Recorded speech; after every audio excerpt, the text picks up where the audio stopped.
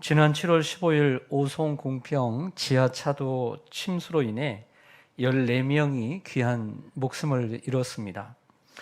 이 상황 가운데 3명의 목숨을 구한 화물차 기사의 소식은 참 반가운 소식이었습니다. 18톤 화물차를 운전하는 이 화물차도 지하차도에 들어가 있었는데 밀려 내려오는 버스를 이 큰 14톤 화물차로 밀어내게 됐어요. 하지만 이 버스가 시동이 멈추고 더 이상 밀어낼 수가 없고 물이 더 차서 이 14톤 차도 시동이 꺼져 버렸습니다. 그래서 이 운전자가 창문을 깨고 지붕으로 올라왔어요. 근데 그때 마침 버스에서 나왔던 20대 여성이 이 트럭의 백미러를 붙잡고 있었던 거예요. 손을 내밀어서 구해 주었습니다. 지붕으로 올렸죠. 그리고 더 아우성치는 2명의 남성이 있었어요. 그 2명의 남성까지 그 차 위로 끌어올렸고, 물이 더 차오르자 그 높은 지하차도 난간에 4명이 그 난간을 잡고 버텼습니다. 20대 힘없는 여성은 도중에 나를 놔달라고, 난 더 이상 버틸 힘이 없다고, 나를 포기해도 된다고. 그때 이 화물차 기사는 이 손에 피멍이 들고 이 만신창이가 되는데도 포기하지 않았다고 합니다. 결국에는 살아나게 되었고요. 목숨을 구하게 되었고, 그 20대 여성의 부모님이 직접 화물차 기사에게 찾아와 정말 고맙다고 진심 어린 고마움을, 감사를 전했다는 기사를 보았습니다. 이번 지하차도 사건과 같은 안타까운 사건이 다시는 일어나지 않았으면 좋겠고, 자신의 목숨도 위태로운 상황에서 이 3명을 구한 화물차 기사의 행동에 큰 박수를 보냅니다. 여러분, 혹이라도 여러분 과거에 이러한 물에 죽을 뻔했는데 누군가가 도와줘서 여러분들 산 경험이 있지는 않으십니까? 사람이 많은 물로 인해 죽을 위험에 처해 있을 때 스스로 자신의 목숨을 구할 수는 없습니다. 누군가의 도움을 통해서만 구원을 받을 수 있습니다. 누군가 이 화물차 기사처럼 자신의 손을 꼭 잡고 일으켜주고 끌어주거나, 아니면 구명 이 보트나 혹은 구명 이 튜브를 던져줘서 그것을 잡고 자신의 몸에 끼웠을 때 누군가가 당겨주었을 때만 살아날 수 있는 거예요. 그렇습니다. 우리는 허물과 죄로 죽었던 존재였습니다. 스스로 자신의 목숨을 구할 수 있는 능력이 우리 자신에게는 조금도 없었습니다. 이때 긍휼이 풍성하신 하나님이 우리를 사랑하신 그 큰 사랑을 인하여 허물로 죽은 우리를 그리스도와 함께 살리셨습니다. 오늘 본문 에베소서 2장 8절과 9절 말씀은 복음을 가르쳐주는, 즉 구원에 이르는 방법을 가르쳐주는 메시지 가운데 요한복음 3장 16절만큼이나 아주 중요하고 또 유명한 구절입니다. 사도 바울은 오늘 본문에서 우리가 어떻게 구원을 받을 수 있는지를 답해주고 있습니다. 여러분, 우리가 예수를 믿는 것도 구원받기 위해서 예수 믿는 거잖아요. 그래서 오늘 여러분들 정말 말씀을 잘 들으면 너무 유익이 될 것입니다. 특별히 우리가 비를 맞고 이 비가 오는 가운데도 운전하고 오지 않았습니까? 어떻게 그냥 갈 수 있습니까? 멀리 야구 경기를 보러 왔는데 비를 맞고 갔는데 어떻게 야구를 안 보고 가겠습니까?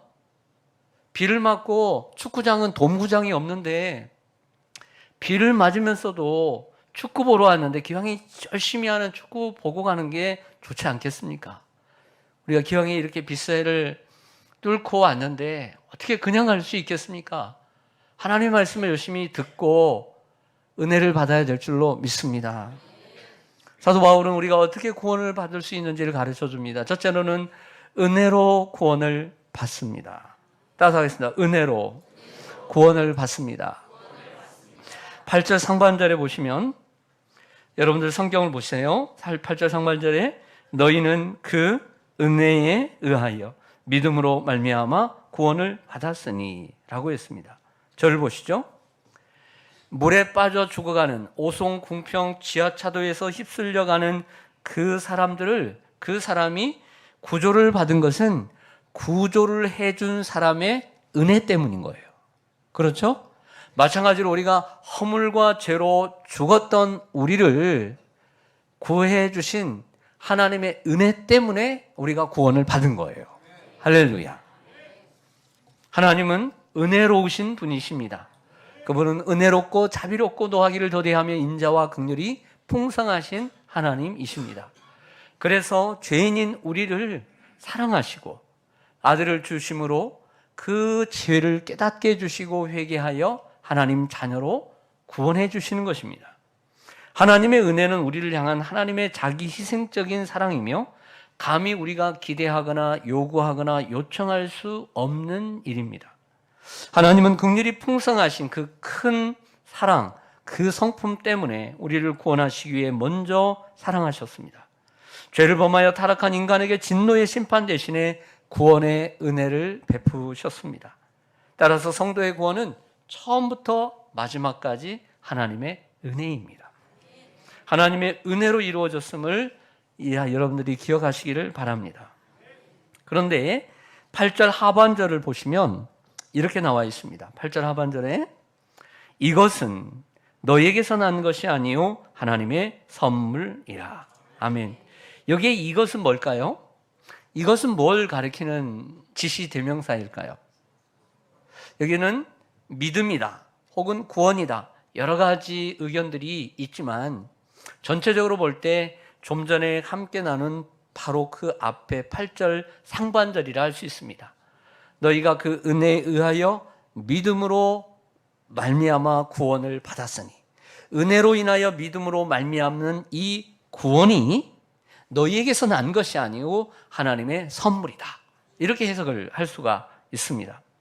구원은 결코 우리에게서 날 수가 없습니다. 물에 떠내려가는 사람이 스스로 자신을 구원할 수 없듯이 구원은 허물과 죄로 죽은 우리는 스스로 구원할 수가 없습니다. 죄와 허물로 죽은 사람이 어떻게 자신을 구원할 수 있겠습니까?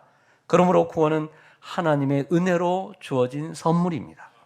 그래서 요한복음 6장 44절을 화면을 통해서 보시면 우리 사랑하는 예수님께서 말씀하셨습니다. 나를 보내신 아버지 하나님께서 이끌지 아니하시면 아무도 내게 올 수 없으니, 하나님께서 작정하시고 예정하시고 선택하신, 창세전에 예정하신 사람, 하나님이 부르신 사람만이 내게 올 수 있다는 것은 구원할 수 있으니, 이런 뜻이에요. 구원받을 수 있는 사람은 아버지께서 부르시는 사람만 될 수 있다는 것이죠. 고린도전서 12장 3절에 보면 또 성령으로 아니하고는 누구든지 예수를 주시라 할 수 없느니라. 여러분, 우리의 자녀들이 믿음이 있는지 없는지를 보는 또 하나의 기준은 주님이라고 부르는지를 봐야 돼요. 기도를 할 때도 주여 할 줄 아는 아들인지, 우리 다 같이 금요기도에 끌고 나왔는데 우리 다 같이 기도합시다 하는데 손도 안 들고, 우리 두 손 들고 주여 합시다 하면 주여도 안 하고, 그 믿음은 의심할 만한 믿음이에요. 주여는 아무나 하는 게 아니에요. 여러분, 주여는 아무나 하는 게 아니야. 성령이 임재하시고 성령이 찾아오셔야 주여가 되는 거예요. 할렐루야. 여러분들 중에도 주여를 아직 못하신 분들이 계세요. 그것은 아직 성령을 경험하지 못한 분들이에요. 성령을 사모하시고 약속하신 성령을 기다리시길 바랍니다. 사모하세요. 그러기를 바랍니다. 둘째로 사도 바울은 구원은 믿음으로 얻는다라고 말씀을 해요. 따라하겠습니다. 믿음으로 구원을 받습니다. 여러분들 8절 말씀을 다시 한번 볼까요? 8절에 너희는 그 은혜에 의하여 믿음으로 말미암아 구원을 받았으니 라고 했습니다. 저를 보시죠. 찰스 스윈돌이라고 하는 유명한 설교자는 구원의 객관적 기초가 은혜이지만 은혜를 받는 주관적인 방편은 믿음이다 라는 설명을 했습니다. 자, 우리는 은혜로 구원을 받습니다. 하나님의 은혜로 구원을 받지만 이 은혜를 누리는 방법은 믿음이라는 거예요. 찰스 스윈들이 얘기하는 이 구원의 객관적인 기초란 구원의 근거를 의미합니다. 구원의 근거는 분명 하나님의 은혜이죠. 하나님은 은혜오셔서 우리에게 긍휼을 베푸시고 또 사랑하셔서 아들을 내어주심으로 우리를 구원해 주셨습니다. 그런데 이 구원은 아무나 받을 수 있는 게 아니에요. 공짜로 모든 사람에게 주어지는 게 아니에요. 이 놀라운 구원을 받을 수 있는 구원의 길을 얘기하셨는데 그것이 바로 믿음이에요. 그 은혜로 인하여 믿음으로 말미암아 구원을 받았으니 믿음인 것입니다. 설교의 황태자 찰스 스펄전은 은혜는 샘물이며 그리고 구원은 믿음은 수로이다. 즉 은혜는 구원을 받을 수 있는 큰 샘이 있다는 거예요. 이 구원을 받을 수 있는 은혜의 샘이 은혜가 샘인데 그 은혜의 샘을 가져올 수 있는 수로가 믿음이다 라고 얘기를 합니다. 요한복음 3장 16절을 보시죠. 우리가 너무나 잘 아는 말씀, 복음 중에 복음이니까 오늘 에베소서 2장 8절과 9절의 말씀과 대등한 구절입니다. 시작. 하나님이 세상을 이처럼 사랑하사 독생자를 주셨으니 이는 그를 믿는 자마다 멸망하지 않고 영생을 얻게 하려 하심이라. 아멘. 하나님이 세상을 이처럼 사랑하사 독생자를 주신 것은 하나님의 은혜입니다. 근데 하나님의 은혜를 나의 것으로 가져올 수 있는 구원의 길은 믿음입니다.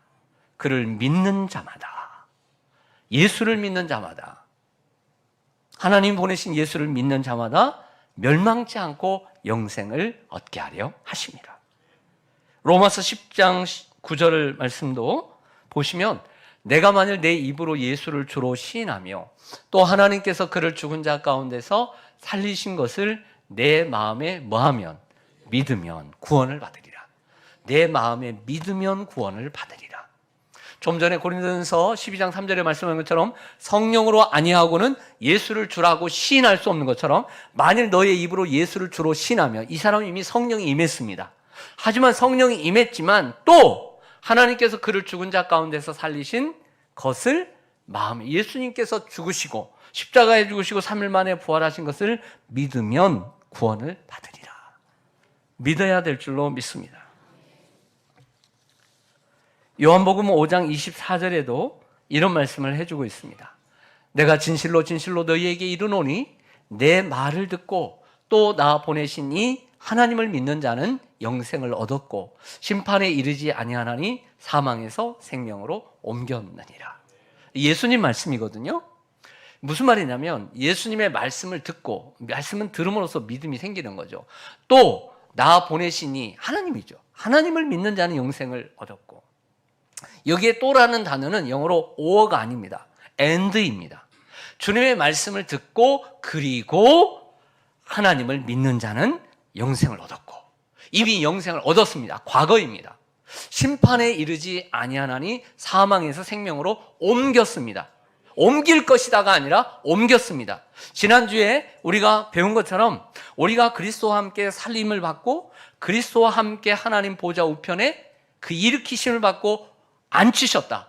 우리의 몸은 아직은 여기 있지만 우리의 영혼은 이미 그 하늘에 앉힌 바 된 것처럼 우리가 예수를 믿으면 이미 구원을 받은 줄로 믿습니다. 믿음은 들음에서 나고 들음은 예수 그리스도의 말씀으로 말미암습니다. 그러면 목사님, 믿음이 있어야 구원을 받는다고 하는데 그 믿음은 어떻게 하면 생기는 겁니까? 목사님 같은 그런 믿음, 교회를 오래 다닌 사람들의 그 믿음, 그거 어떻게 생기는 겁니까? 방법을 가르쳐 드리겠습니다. 믿음은 들음에서 납니다. 그 들음, 자주 들어야 믿음이 생기는 거예요. 자주 들어야 돼요. 그리고 들은 그 믿음을, 말씀을 내가 믿어야 합니다. 말씀을 들을 때 마치 이런 거 아십니다. 농부가 씨를 뿌리듯 말씀을 들을 때 말씀이라고 하는 씨앗이 우리의 마음속에 뿌려져요. 지금도 뿌려지고 있습니다. 근데 어떤 사람은 길가밭이라고 한다면 그냥 믿지 않고 갑니다. 어떤 사람은 돌짝밭, 어떤 사람은 가시밭, 어떤 사람은 좋은 옥토밭을 가지고 있을 것 같습니다. 근데 이 말씀을 우리가 마음속에 뿌려지면 이것을 잘 믿을 때 말씀의 씨앗이 뿌리를 내리기 시작해요. 뿌리를 내려. 그리고 뿌리를 내리고 이것을 잘 믿으면 말씀이 자라서 뿌리를 내릴 뿐만 아니라 줄기와 가지를 내고 거기에 꽃을 피우고 그리고 열매를 맺게 되는 거죠. 그래서 열매 맺는 그리스도인이 되는 것입니다. 자, 여기에 대해서 제가 좀 믿음에 대해서 아주 중요한 이야기를 하겠습니다. 여러분들의 믿음을 한번 진단하는 좋은 시간이 되었으면 좋겠어요. 여러분, 우리가 믿음을 중요하게 생각하는 이유가 뭘까요? 우리가 믿음을 중요하게 생각하는 이유. 저는 이제 이 설교를 준비하면서 생각났던 건 이제 두 가지였어요. 하나는 구원 때문이에요. 내가 구원을 받으려면 믿음이 있어야 되잖아요. 하나님과 그 외에 보내신 예수 그리스도를 믿어야 되는 거예요. 구원 때문이에요. 두 번째는 우리 성도님들 생각할 때 교회 생활 때문인 것 같아요. 교회 생활 때문. 자, 믿음이 있어야 교회 생활을 하고 믿음이 있어야 당당히 교회를 다닐 수 있다고 생각했기 때문입니다. 자, 이는 마치 동호회를 갔어요. 운동 동호회를 갔는데 마치 운동 실력과 같은 거예요. 운동 실력이 좋아야 남도 좀 가르쳐주고 어깨도 좀 피고 뽕도 좀 들어가고 인기도 없고 큰 소리도 칠 수 있는 것처럼 믿음이 좋아야 교회 생활 가운데 사람들이 우러러볼 수 있다고 생각합니다. 그러나 이것은 매우 잘못된 생각입니다. 우리에게 믿음이 필요한 이유는 사람에게 보이기 위해서가 아닙니다. 믿음이 없이는 하나님을 기쁘시게 하지 못하기 때문에 하나님을 기쁘시게 하기 위하여 믿음이 필요한 것입니다. 첫째는 우리의 구원을 위해서, 다음은 믿음의 생활을 통해서 하나님을 기쁘시게 하는 삶을 살기 위해서 믿음이 필요한 거예요. 사람에게 잘 보이려고 하는 것이 아니라 구원받은 그 은혜에 감사하여 하나님을 어떻게 하든지 믿음으로 기쁘시게 해드릴까? 그래서 내가 좋은 믿음을 가져야 되겠다라고 하는 이러한 마음을 갖게 되는 것입니다. 하나님 앞에 바르게 서기 위해서 그렇습니다. 예를 들어서 제가 어떤 사람에게 물었습니다. 교회를 다니시냐고. 교회를 다닌대요. 자신은 그리스도인이라고. 자신은 어릴 때부터 교회를 다녔고, 그리고 나는 요즘도 가끔씩은 빠지긴 하지만 주일을 성수하고 있다라고 말합니다. 그러나 실제 이야기를 하다 보면 성경의 내용을 물어보면 성경에 대한 지식이 아주 얄팍합니다. 성경의 지식이 깊지가 않아요. 예수님이 십자가에 달려 죽으신 것은 알지만 누구를 위해서 십자가에 못 박혀 죽으셨습니까? 물으면 잠깐 고민하다가 우리를 위해 죽었죠? 라고 대답합니다. 그래서 깊이 질문합니다. 예, 우리를 위해서 죽었습니다. 그러면 당신을 위해서 예수님께서 죽으셨다고 확신하십니까? 라고 물으면 희미합니다. 고민하기 시작합니다. 더 나아가 그러면 예수님의 부활을 믿느냐고. 믿으면 그러게요. 그러면 당신이 죽어서 부활할 것입니까? 라고 물으면 대답을 못합니다. 아주 직접적인, 아주 전곡을 찌르는 질문을 또 던집니다. 사람이 죽은 후에 천국과 지옥이 있다고 믿으십니까? 대답을 못합니다. 그런데 스스로 그리스도인이라고 말합니다. 자신의 삶의 주인이 그리스도이지 않습니다.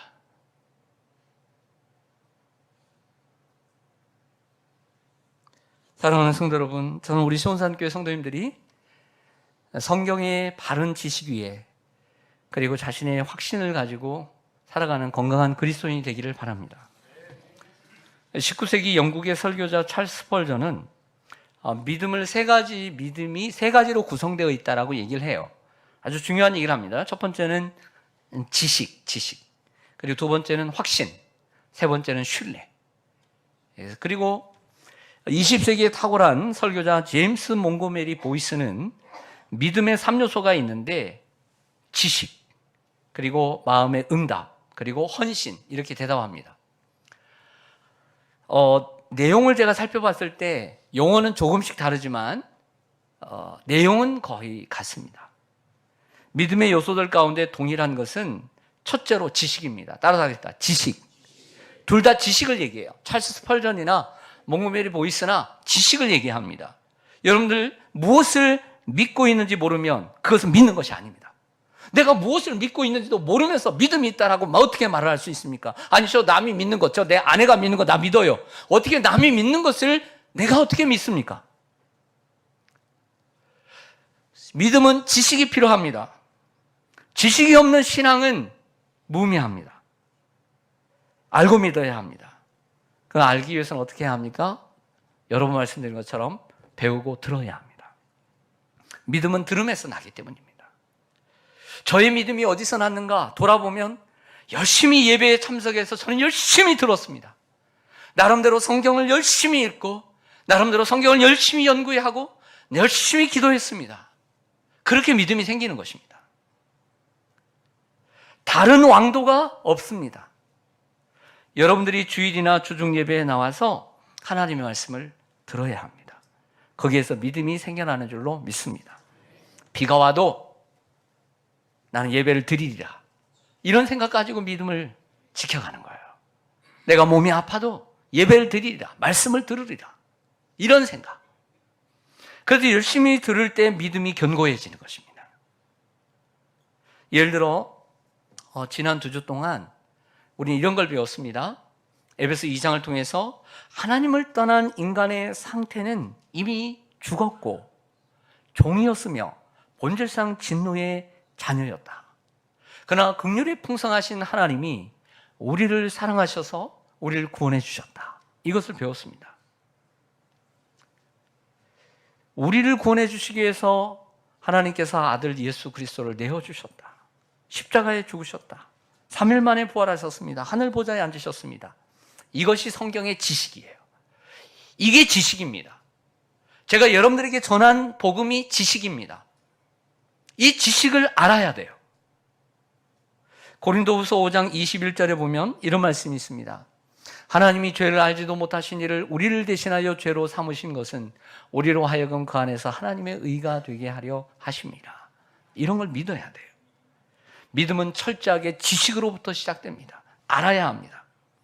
믿음이 성장하기를 여러분들 원하신다면 진리의 말씀이 선포되는 곳에 가서 자주 말씀을 듣고 교회에 가서 예배를 드리고 말씀을 들어야 돼요. 그리고 그 가르침을 받는 시간을 소중히 여기며 열심히 참여해야 합니다. 그리고 개별적으로 성경을 열심히 읽고 연구해야 합니다. 그러지 않으면 믿음이 생기지 않습니다. 믿음의 두 번째 요소는 확신입니다. 따라하겠습니다. 확신. 근데 대부분의 사람들이 자, 교회를 한번 와본 사람은 있는데 한 번만 와본 사람은 없다, 이런 말은 없어요. 이건 어느 식당에서나 하는 얘기예요. 무슨 말인지 이해가죠? 그러면 참 좋겠어요. 우리 교회는 한 번 와본 사람, 뭐라 그러죠? 그만합시다. 네. 자, 그랬으면 정말 좋겠는데 한 번 오고 말더라 이거예요. 안타깝죠. 자, 이 두 번째 단계에서 사람들이 많이 고민하고 그리고 많이 떨어져 나가버려요. 여기서 듣긴 들어요. 근데 확신을 안 가져요. 확신이란 성경의 지식들을 마음으로 믿는 거예요. 하나님이, 여러분들 한번 대답해 보십시오. 믿으면 하나님이 세상과 인간을 창조하셨습니다. 그리고 이 세상을 다스리고 계십니다. 이쪽은 잘 안 믿나 본데, 4분자는. 그분이 아들을 이 세상에 내어주심으로 인간을 구원하셨음을 믿습니다. 예수님이 십자가에 흘리신 보혈이 우리의 모두의 죄악을 씻어주신다는 사실을 믿습니다. 믿음으로 살다 죽으면 나사로처럼 아브라함의 품에 거하게 되고, 부자로 살다 죽어도 믿음이 없으면 고통스러운 지옥에서 고통을 당한다는 것을 믿습니다. 이러한 내용을 지식으로만 아는 것이 아니라 마음으로 믿어야 합니다. 확신하는 것입니다. 이게 믿음의 두 번째 단계입니다. 근데 여기서 수많은 사람들이 떨어져 나가요. 순간순간마다 마귀가 찾아와 의심과 세상의 염려로, 또 사람들과의 갈등과 사람들의 어떤 죄악스러운 모습들, 믿음 있는 사람들의, 어떻게 예수 믿는 사람들이 저래, 거짓말해, 이런 어떤 연약함 때문에 떨어져 나가는 거죠. 그 마귀가 그런 틈을 타서, 각종 틈을 타서 우리 성도 사람들의 마음속에 뿌려진 씨앗들을 다 가져가 버려요. 뿌리가 내리기 전에. 그래서 우리는 마귀가 우리를 찾아와서 뿌리를 내리기 전이 아니라 완전히 확신해서 뿌리를 완전히 내려버려야 돼요. 그러면 마귀가 왔다가도 뿌리가 내려진 상황을 보고 쪼아가지도 못하고 주워가지도 못하고 가져가지도 못하게 되는 거예요. 할렐루야. 여러분, 도둑이 와서 다 도둑질을 다 해가는 게 아니에요. 철저하게 준비하고 있으면 무서워서 가버리는 거예요. 마귀는 너무나 잘 알죠. 저 사람이 긴가민가 하고 있는지 확실하게 믿고 있는지 너무나 알아요. 그 얼마나 틈을 잘 타고 가겠어요. 그 사람마다 약점들이 다 있기 때문에 이 사람은 물질, 이 사람은 건강, 이 사람은 사람, 이 사람은 어떤 다른 것 때문에 그 틈을 다 알고 그 틈 사이로 물처럼 들어가서 마귀는 그 사람의 가장 약한 약점을 타고 들어가서 그 믿음을 흔들어 버리고 떨어진 그 말씀의 씨앗들을 싹싹 뽑아가 버려요. 열매가 없죠. 마귀가 얼마나 잘하는지 몰라요. 그러기 전에 우리는 확신을 가져야 돼요. 마귀가 찾아오기 전에. 디모데후서 3장 14절을 보면 이렇게 말합니다. 성경에 대한 이야기를 하다가 그러나 너는 배우고 확신한 일에 거하라. 할렐루야. 메노라고 하는 이 헬라어는 거한다는 것은 계속 거한다는 거예요. 데살로니가전서 1장 5절을 보겠습니다. 1장 5절에 보면 이렇게 나와 있습니다. 이는 우리 복음이 너희에게, 복음이란 설교예요. 바울이 3주 동안 데살로니가 교회에 3주밖에 설교를 못했어요. 안타깝게. 사정상. 그런데 이 말씀 복음이 너희에게 말로만 전파된 것이 아니라 너희가 들을 때의 능력과 성령과 큰 확신으로 되었다. 할렐루야. 이렇게 되니까 믿음이 견고하는 거죠. 저는 여러분들이 믿음의 확신을 가지고 살기를 바랍니다. 또한 그 확신 안에서 하나님을 전적으로 신뢰하고 여러분 자신을 하나님께, 여러분들의 인생을 하나님 앞에 헌신해야 합니다. 이것이 마지막 세 번째 단계입니다. 제임스 몽고메리 보이스는 이 과정을 결혼에 비유해서 설명을 합니다. 결혼하신 분들 계실 텐데, 자, 결혼은 어떻게 합니까? 저희 부모님은 얼굴도 한 번도 못 보고 결혼하셨대요. 그러면 안 됩니다. 얼굴 보고 네, 해야죠. 근데 요즘 같으면 어떻게 결혼하냐? 먼저 그 사람을 사깁니다. 사귀면서 그 사람의 성품이 어떤지, 밥도 한번 먹어보고 여행도 한번 가보고 저 사람이 어떤 성품을 가지고 있는지, 얼굴만 예쁜지 아니면 마음도 예쁜지 봐야 돼요. 부모님은 어떤지, 믿음은 있는지, 그 사람을 아는 지식의 단계에 돌입해야 되는 거예요. 두 번째, 내가 이 사람을 믿을 만한 사람인가 확신의 단계로 넘어가야 돼요. 내가 이 사람은 인생을 맡길 수 있고 이 사람과 함께 동행할 수 있는 사람인가? 라는 믿음, 확신이 생겨야 돼요. 그리고 마지막에는 내가 이 사람을 어떤 상황에서도, 나이가 들어서 병들거나 어려울 때에도 내가 이 사람과 함께 영원히 함께 갈 수 있다 라고 하는 헌신을 하게 되는 거죠. 마찬가지로 믿음도 우리가 하나님과 예수 그리스도를 아는 지식에, 그리고 이분을 확신하고 내가 이분께 내 인생을 어떤 상황에서든 끝까지 하나님께 내 인생을 맡기고 주님만을 믿고 따라가겠다라고 하는 헌신을 가져야 합니다. 이미 우리는 세례를 받을 때 이러한 헌신을 했지만 그 믿음이 연약하기 때문에 계속해서 헌신이 필요해요.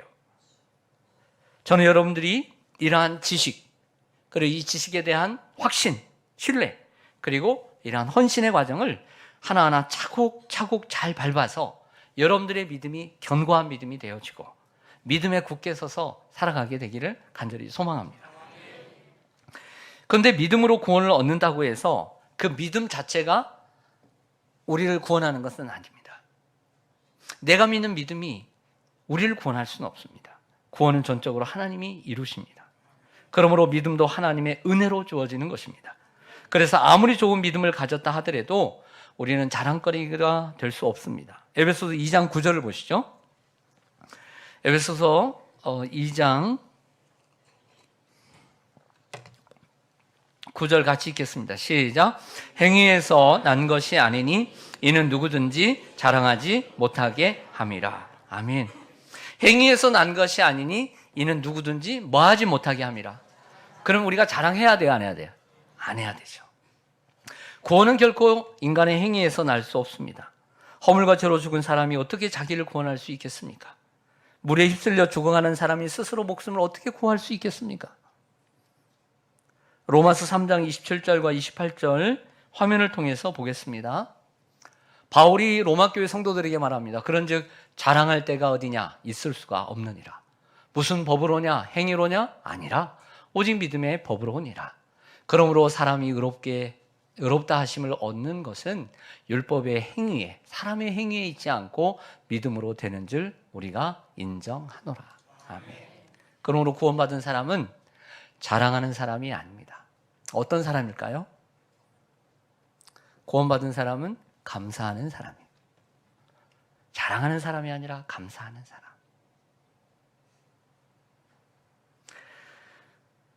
사도 바울은 오늘 본문에서 아주 중요한 얘기를 해주고 있습니다. 우리의 구원이라는 것은 하나님의 전적인 은혜로 얻어지는 것이고 믿음을 통해서 받는 것이다. 그래서 종교개혁의 3대 모토, 중세교회가 1000년 동안 하나님의 말씀에서 점점 멀리 떠나서 신본주의에서 떠나 인본주의가 됐어요. 사람 중심이 되어버렸어요. 완전히 부패하고 썩고 변질되었어요. 그래서 루터나 칼빈이나 쯔빙글이나 존 낙스나 이런 분들이 목숨을 걸고 종교개혁을 일으켜 교회로 다시 초대교회로 돌아가는 운동을 했습니다. 이 종교개혁의 세 개의 모토가 뭐냐면 솔라 그라티아, 오직 은혜, 솔라 피데, 오직 믿음, 솔라 스크립투라, 오직 성경이었어요. 구원은 은혜와 믿음으로 주어지는 하나님의 선물입니다. 그런데 사도 바울은 오늘 10절에서 마지막 10절에서 하나님께서 계획하신 구원받은 성도의 삶에 대해서 한 구절을 더 할애하고 있다는 것이 정말 중요합니다. 2장 10절 같이 한번 읽겠습니다. 암송하신 분들은 암송하시고 우리는 그가 시작 우리는 그가 만드신 바라 그리스도 예수 안에서 선한 일을 위하여 지으심을 받은 자니 이 일은 하나님이 전에 예비하사 우리로 그 가운데서 행하게 하려 하심이니라. 아멘. 표준 세번역 성경과 쉬운말 성경에 앞에 부분이 이렇게 번역되었습니다. 우리는 하나님의 작품입니다. 우리는 그가 만드신 바라 이것을 우리는 하나님의 작품입니다 라고 번역을 해주고 있는 것을 보았습니다. 하나님은 구원받은 성도를 그리스도 예수 안에서 하나님의 작품이며 새로운 피조물로 보십니다.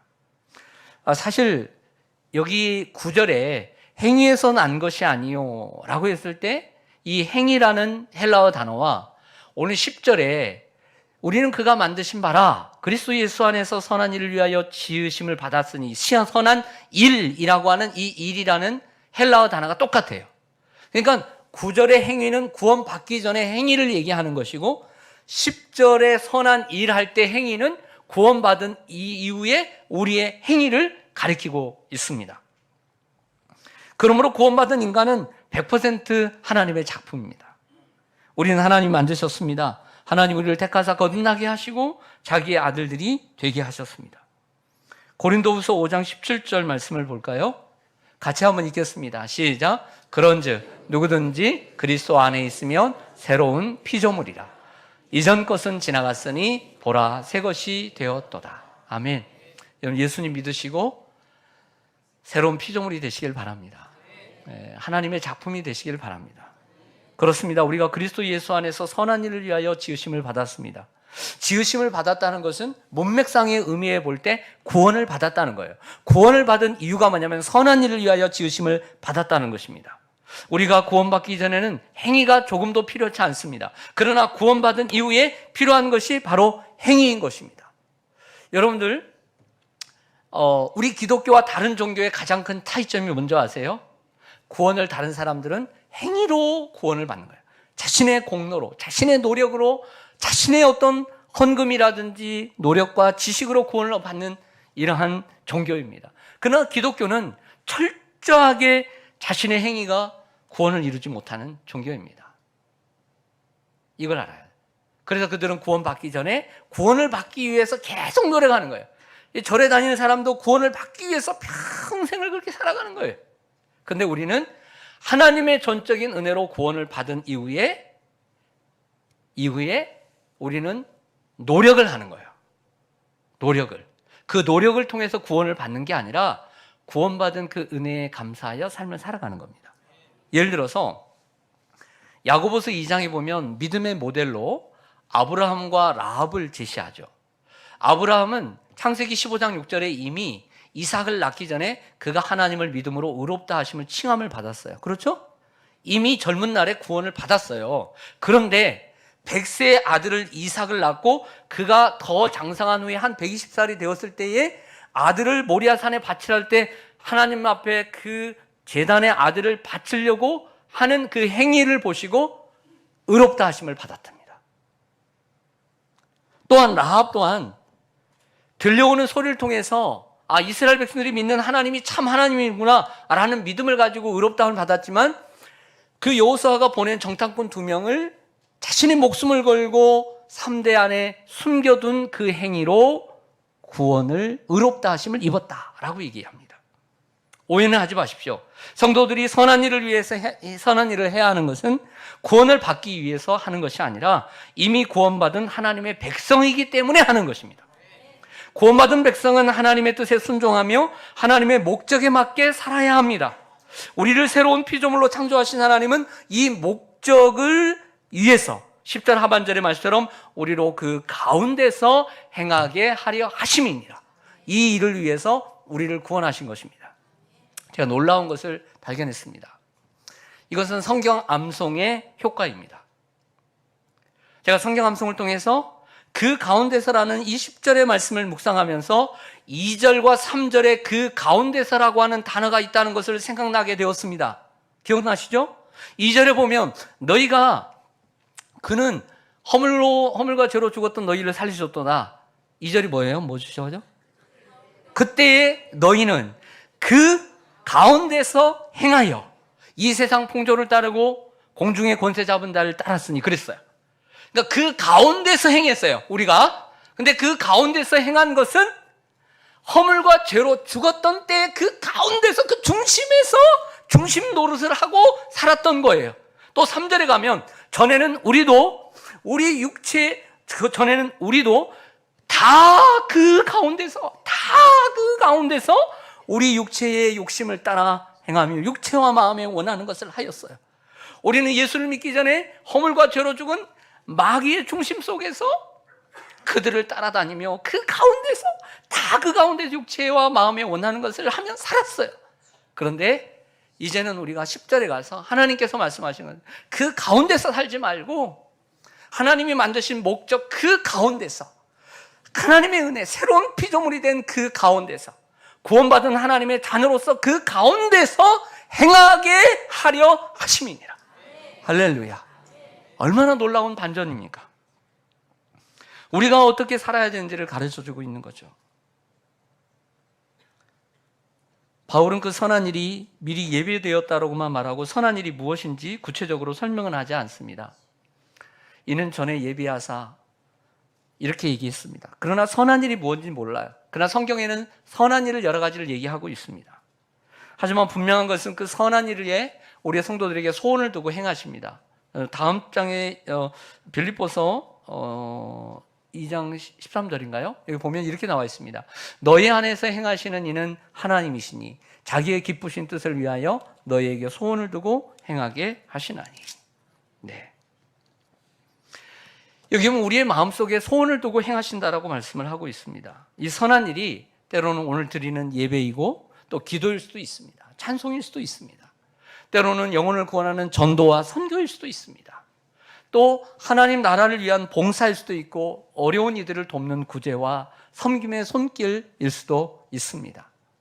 하나님이 각자에게 그 소원을 주실 줄로 믿습니다. 그러나 그것이 무엇이다 우리가 주장하는 것보다 더 중요한 일이 있습니다. 그것은 디도서 2장 14절 말씀으로 오늘 설교를 마치고자 합니다. 그가 예수님이 우리를 대신하여 자신을 주심은 모든 불법에서 우리를 속량하시고 우리를 깨끗하게 하사 선한 일을 열심히 하는 자기 백성이 되게 하려 하심이니라. 아멘. 우리가 선한 일이 무엇이냐 따지는 것도 중요하지만 그것보다 더 중요한 것은 그 선한 일을 열심히 꾸준히 하는 게 중요해요. 그 전에 성경에는 선한 일에 열심 있는 친백성이 되게 하려 하심이라 이렇게 번역이 돼 있었어요. 근데 개역 배정할 때는 조금 다르게 선한 일을 열심히 하는 자기 백성이 되게 하려 하심이라 그랬습니다. 기억하십시오. 구원받기 전에는 여러분의 행위가 조금도 필요하지 않았어요. 그러나 구원받은 이후에 우리의 행위가 그때 이제 필요한 거예요. 이게 성경적인 믿음인 줄로 믿습니다. 근데 어떤 사람들은 이걸 거꾸로 하려고 그래요. 그러면 안 돼요. 구원은 하나님이 주신 선물이고, 그리고 구원받은 후에 철저하게 믿음의 행위가 필요합니다. 구원의 경험은 그리스도 예수 안에서 우리가 새로운 삶을 시작하는 출발점에 불과하기 때문에 선한 일을 위해서 열심히 살아가는 저와 여러분 되시기를 간절히 소망합니다. 아멘. 기도하겠습니다.